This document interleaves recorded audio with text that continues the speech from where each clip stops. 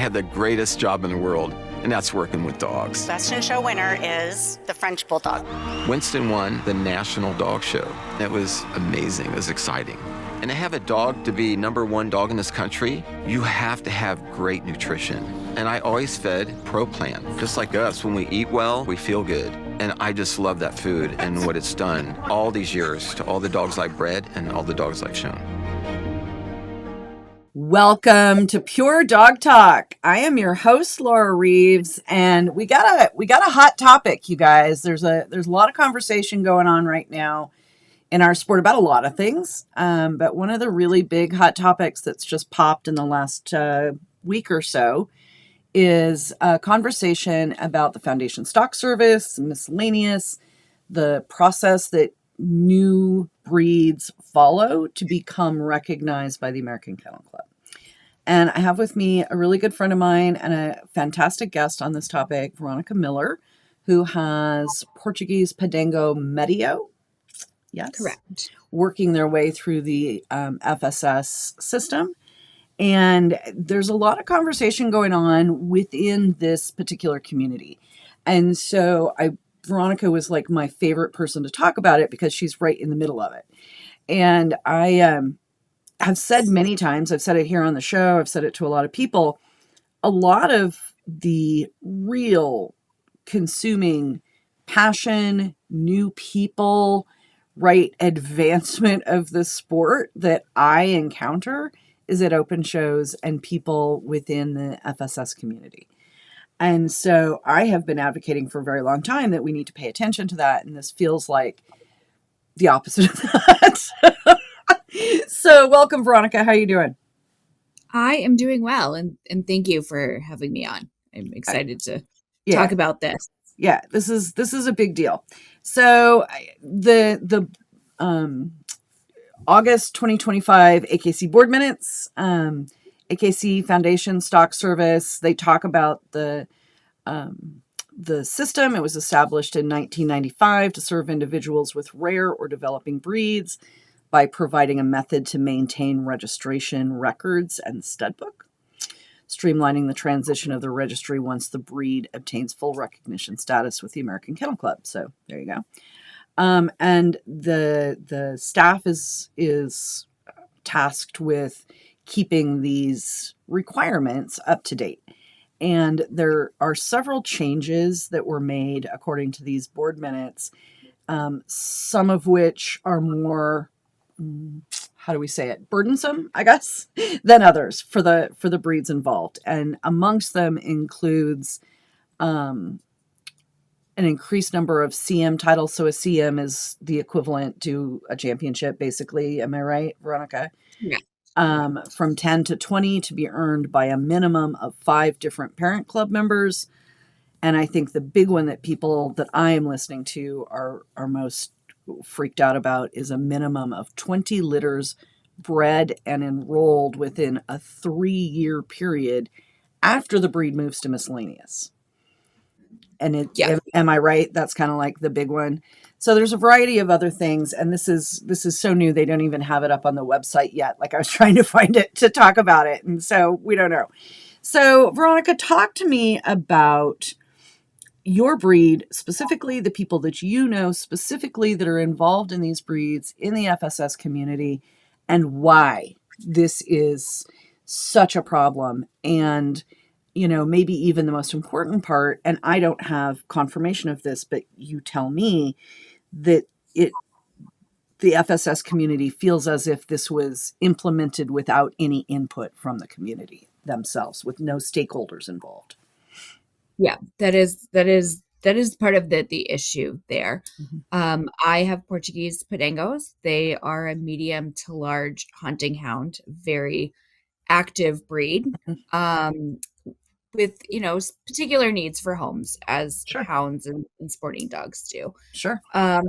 They entered FSS in 2009 mm-hmm. and then moved into miscellaneous in 2014. Okay. And this particular breed has been on the cusp of moving into full recognition a number of times. Mm-hmm.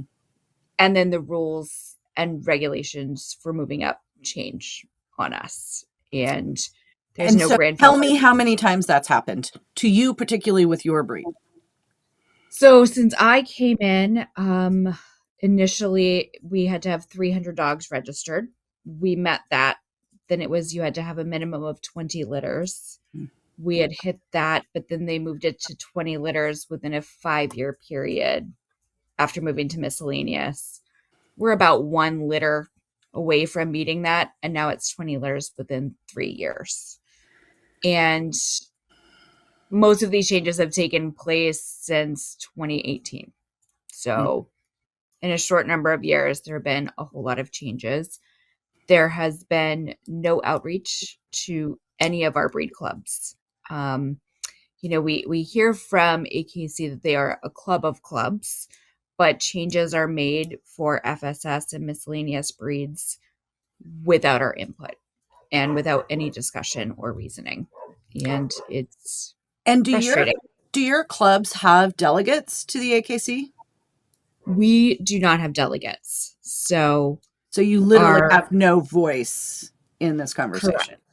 Correct. The presidents of our individual clubs are considered liaisons, and they talk directly with the FSS department, so AKC staff, but there is no direct feedback or discussion with the board at all. Okay. So what does this, we're just going to stick with you. We're using you as our avatar. I know there's other breeds that are more or less or differently impacted, fewer numbers, more numbers, what have you, but we'll just use you as our avatar. What does this change mean for you and personally and your club and your breed? So it means that we need to breed a bunch of litters, and in a very, very short period of time. And the issue that we look at personally for our breed is we have medium to large, because our breed encompasses 2 size varieties. So very active dogs that have larger litters. So 20 litters for us could mean trying to find homes for 200 plus dogs. Sure. Whereas if you look at a small breed, one of the toy breeds, they could be placing 20 or 30 dogs. So the blanket number of litters and trying to figure out how do we place this number of dogs in appropriate homes. And there's not a consideration for, we know we have an active number of dogs here in the US, but our breed has thousands throughout the world. And so there's no consideration for our overall gene pool when they're looking at, is this a healthy breed going forward? And do we have enough genetic diversity? The American Kennel Club doesn't take international numbers into account for that either. Okay. And so the other question, communication is a key, like, as a request or a suggestion or a, hey, communication, right? I think is an important thing. And doing what's best actually for the dogs is what I'm hearing. Yeah, we want to make sure that we do have, a healthy gene pool and good genetics within our breed. We also want to make sure that we have appropriate homes, and forcing a set number of litters could potentially lead to people making poor decisions for the dogs. And I would say people in my breed are not going to do that. And I would hope that no one would do that. But it is, something to really think about. And the other thing with this particular board decision that really, I think, pushed a lot of buttons is for most breeds, when things come before the board, it is brought before the board, discussed, and then they leave it until the next board meeting when it's then voted on, which allows for a feedback period. And that did not happen. That's a really good point. This was an immediate, boom right now. Yeah. And, we have been told that we can provide feedback to the board, but they've already voted on it. So we do not have the feedback period that other breeds would have. And, okay, we're not going to speculate because that's not our job. Have you received any specific communication that says we did this because, or No, you're up in the air? no. A couple of breed representatives, club presidents have reached out to the FSS department, and they were told, communicate with the board. It was a board decision, and that's all that we have been told. So there's been no official announcement and no information being sent to any of the breed clubs either. We found out about these changes after the board minutes were published. Yeah, I was going to say, like in the board minutes, right? Yeah, that was it. Trupanion is revolutionizing medical insurance for pets by providing the best possible experience to our members. And it's not some space-age dream. It's happening now. We pay your veterinarian directly while you're checking out, and we're the only ones who can, which means you have decisions in seconds, and you don't have to wait for reimbursement. So unlike with other providers, you'll keep more money in your pocket. Ask your veterinarian if Trupanion can pay them directly, because there's pet insurance, and then there's Trupanion. Talk a little bit about the harm that this does to the sport in general, to the people who are involved in these breeds. You know, there is going to be an argument made that we have too damn many dogs, and why do we need any more? You know, too many breeds. Why do we need any more? Whatever.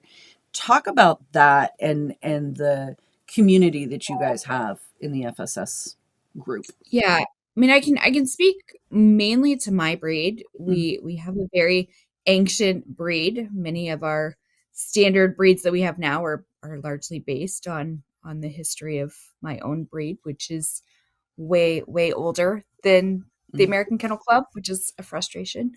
But I think this,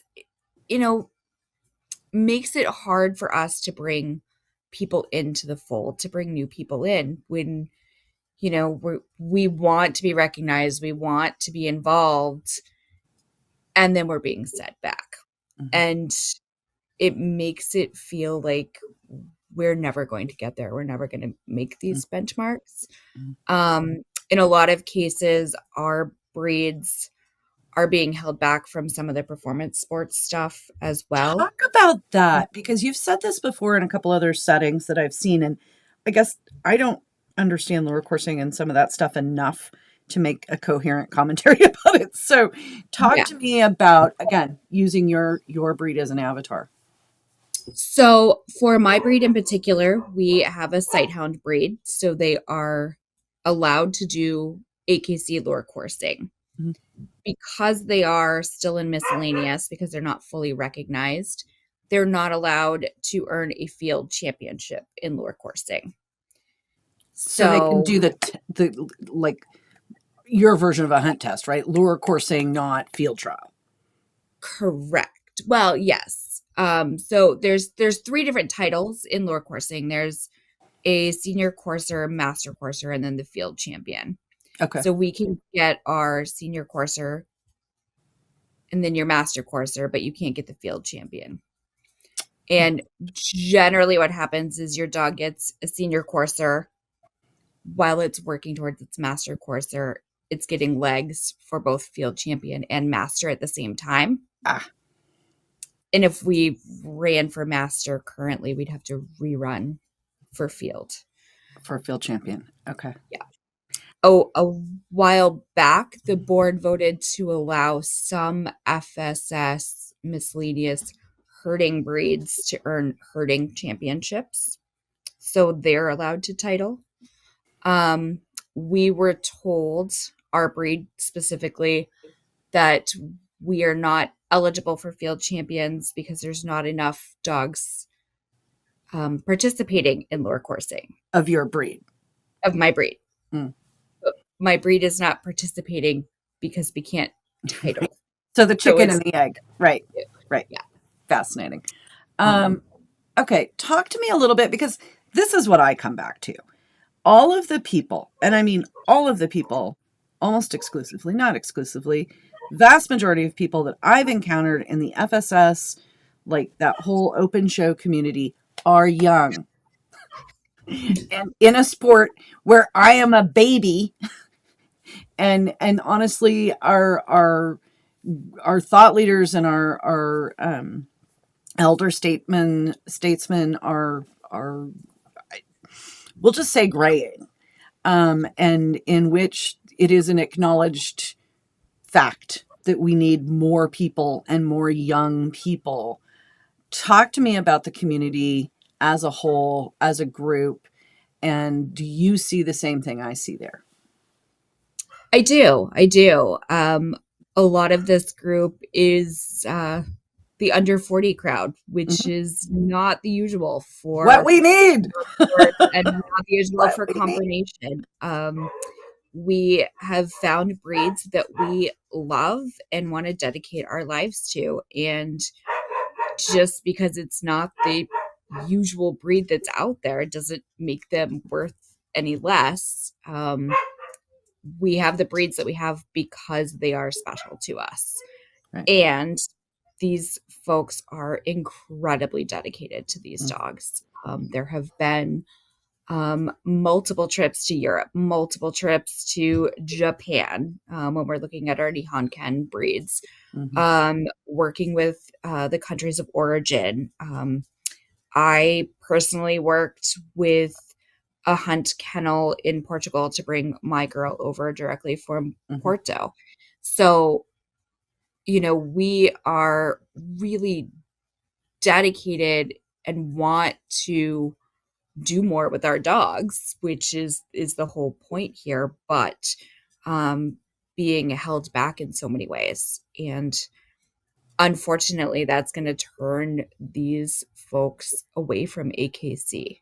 And they may go to other venues. They may just stay at home with their dogs. And then we're losing a huge segment of people that could really grow our sport,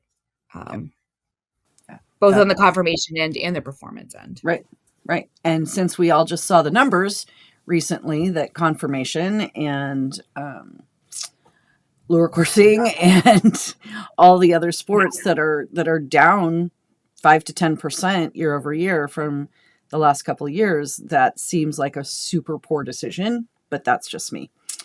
So one of the things that we try and do a lot here in this show is talk about solutions, not just problems. So what are things that we can do? What are actions, like actionable items that people out here in listener land can do to assist in this endeavor? Really look at your start with looking at your FSS and miscellaneous breeds. We have a lot of folks that have come to us and said that they're interested, that they would like a puppy, that they would like a Podengo, but they don't want one until it's full status. Well, that doesn't help us get to full status. So if these are breeds that you are interested in and you love and you want to see out and about in the world, bring one into your home. Like, let's start with that. Get a puppy. Sure. Or understanding that a lot of folks in the FSS miscellaneous world are new, are younger, are new to dogs. Be open to mentoring and helping one another out.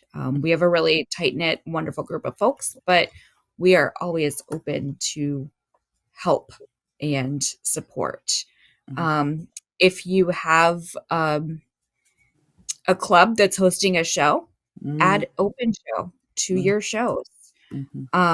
Ask, your local FSS people to help out. They will. Also, if you're hosting a show, please include FSS and miscellaneous in your non-standard classes. So even if you're not having an open show, you can still have FSS. I know you have miscellaneous, but you can have FSS in things like veteran, red by puppy, puppy classes, the 4 to 6 months, things like that. So, it's important, but it has to be said in the premium that these breeds are allowed. So, well, and I think to me, a lot of that is just that's just awareness. Like, I don't think anybody's trying to keep anybody out. They just don't know they're supposed to do that. Right. So that's a super important thing to share with show chairs and clubs that are putting on all breed shows that you don't even have to host an open show, like make an extra thing. You can just make sure that all your non-regular is available to FSS as well as miscellaneous. Right. Like in Greeley, there was a hound specialty, and our hounds were allowed to show in veterans and puppies, and it was great. It was great because we got to, participate in extra ways. So, right. And it's a dog podcast, so when you hear a dog barking on a dog podcast, you shouldn't be surprised. It's a Podengo, and he's outside, and there's probably a rabbit in my yard. So sorry about Rabbit. Yeah, and the other thing is, for those of you that are listening and are concerned about these changes, write to AKC. Like, send them a letter, send them an email. Really reach out to the board and make it known that it's not just us. I know that someone in a couple of fully recognized breeds has already been writing letters to AKC. So encourage your breed clubs to also reach out. Well, and reach out to your delegate, because the board of directors has to respond to the delegate body. And if you go to your friend who's a delegate for another breed and say, hey, then that just helps get the information more socialized into the delegate body, and then from there to the board itself. And I would love AKC to add, if not one for each of our breeds, add an FSS delegate and a miscellaneous delegate. Yeah. That's taxation without representation, man. Yes, that. Because I know that, some of the FSS breeds may only have 2 dogs in the US right now. There's a lot of really small. Our friend Jamie Morris that just, doubled the entire population of the Drevers in the U.S. in one litter. That's a different challenge, like they're at a different level of challenge. But I think that all of it is important. And I am just, there's so much frustration and challenge within the sport right now. It seems like taking an area of enthusiasm and interest and excitement and bashing it over the head with a stick is not a great idea. Correct. Yeah. That's just kind of, my God on that. More and bring us into the fold more, and it's going to grow the sport overall, which we need more of. Which we need, right? Okay, so everybody out there, adopt your favorite FSS breed. Have a mascot, Talk to us just in a final section of this conversation. Give us just the tiniest little bit more background if someone was interested in a Podengo. What kind of owner makes a great Podengo owner? Someone with a lot of patience. So we've seen, everybody needs to make sure they understand. We know the Pequeño, right? The is already an AKC approved breed. These are similar, but a different variety. Am I understanding that correctly? They are a different variety. They are more working hound in temperament. The Pequeño tends to be a little more terrier-like in temperament. Okay. So the Medios and Grands definitely have a mind of their own. They are very people-oriented. They bond very closely to their owners. But if there is a rabbit, all bets are off. Right. Typical. Sight hound. Typical. I'm sorry, but yeah, hound. But they are extremely versatile. I do multiple sports with mine. You need to have a sense of humor. To me, I tell you this all the time, they look like baby Ibethan hounds. Wire-coated Ibethan hounds. They're cousins. Yeah. So they're all kind of related out there. So yeah, a little more coat for the wire ones. But. Yeah. But I've seen wire-coated Ibethan hounds with that sort of a long wire coat that's very similar to the Podengo coats of your dog. They're basically the Portuguese version of the Ibethan hound. So But I think that these guys have a little more want to work with their people, just based on how they're hunting in Portugal. Mhm. Um, And do they yeah, hunt them? Are they a pack dog in Portugal, or how do you work they on? are a pack dog. So the medios generally run after rabbit and hare. The Grands are generally hunting wild boar and stag. Oh, wow. And sometimes they work in mixed packs together. So they'll use the Pequeno to like flush the game, and then the larger dogs to sit down. So Amazing. And you've been to they're Portugal and great. watched them work, right? I have not Oh, gotten to watch them work, but I've been to Portugal and I've met them in okay. Portugal. Okay. But I do have a plan to go out hunting with my girl's breeder in the next year or two. So Fine. I'm very excited about that. Very cool. All right. Well, Veronica, I really appreciate your time. I appreciate you sharing some insight. Everybody out there in listener land, if you want to do a solid for the sport as a whole, here's an area that is got some room to maneuver. So, Yeah. Thank you so much.